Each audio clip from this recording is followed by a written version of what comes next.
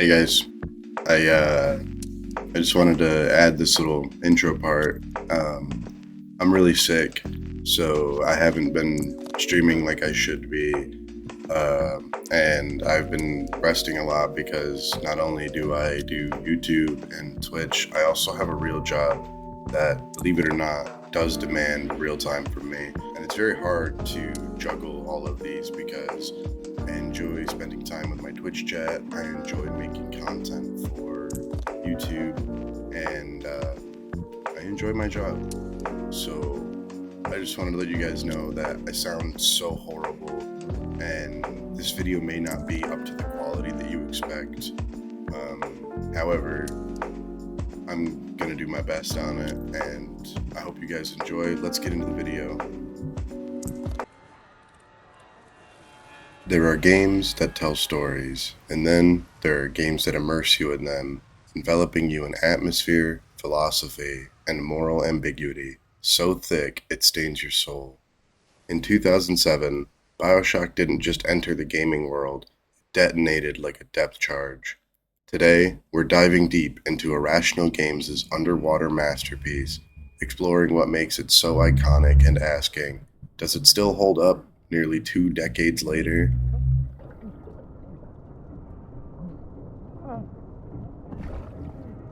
The game begins with simplicity. A plane crash. You, Jack, emerge from the wreckage, flames reflecting off the ocean's surface. In the distance, a lighthouse. What follows is one of gaming's most memorable openings, a descent into a ruined utopia, a world not built by gods but by man, Andrew Ryan. I am Andrew Ryan, and I'm here to ask you a question. Is a man not entitled to the sweat of his brow? Bioshock doesn't waste any time. Within minutes, it asks questions about power, autonomy, and free will, all while showing off one of the most arresting environments in video game history. A city where the artist would not fear the censor, where the scientist... Rapture here is the real star of Bioshock, a city built beneath the waves, free from governments, religion, and morality. What could possibly go wrong? The beauty of Rapture is in its contradiction. Elegant Art Deco corridors drenched in blood. Luxury apartments echoing with madness. Every location feels handcrafted. Every room tells us a story. You're not just moving through a space, you're uncovering the dreams and downfall of an entire society. Even now, Rapture remains one of gaming's most immersive and haunting settings. It's alive, not just with enemies, but with ideology as well.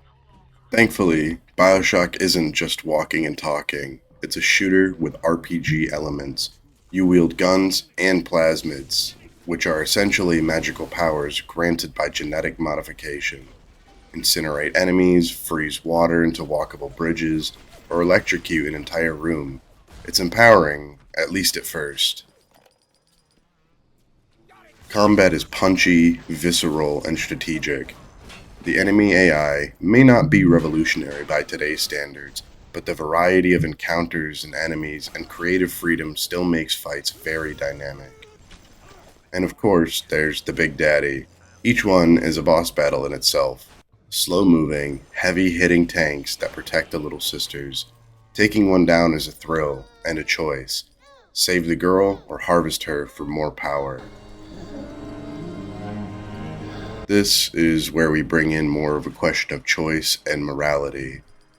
What separates Bioshock isn't just its setting, it's what it asks of you. Not mechanically, but ethically. Do you kill for more power or show mercy? The game doesn't just simulate morality, it interrogates it. And then, just when you think you're in control, Bioshock turns the mirror on you.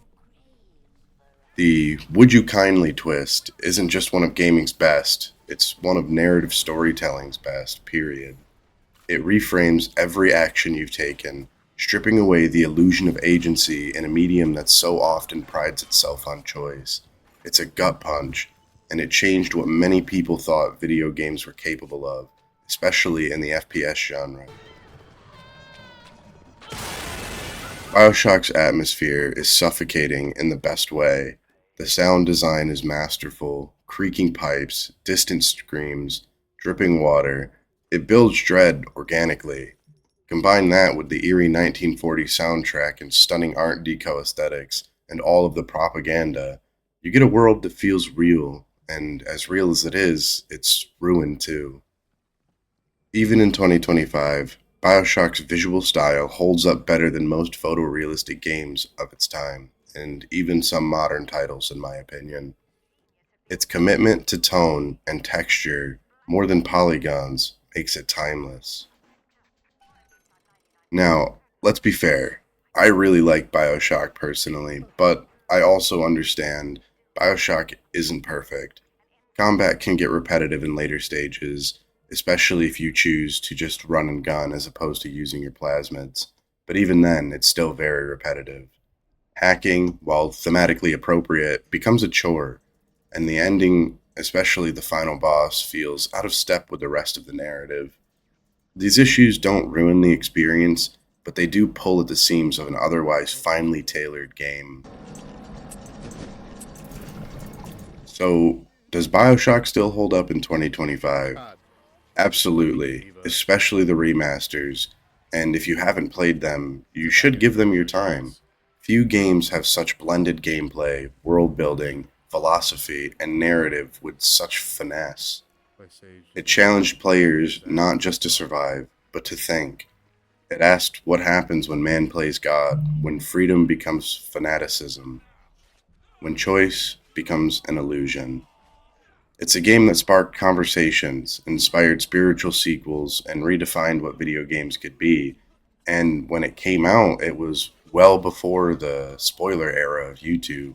So when I was a kid and I played this, I luckily was able to play this spoiler free. If you've never played it, you owe it to yourself. And if you have, would you kindly play it again?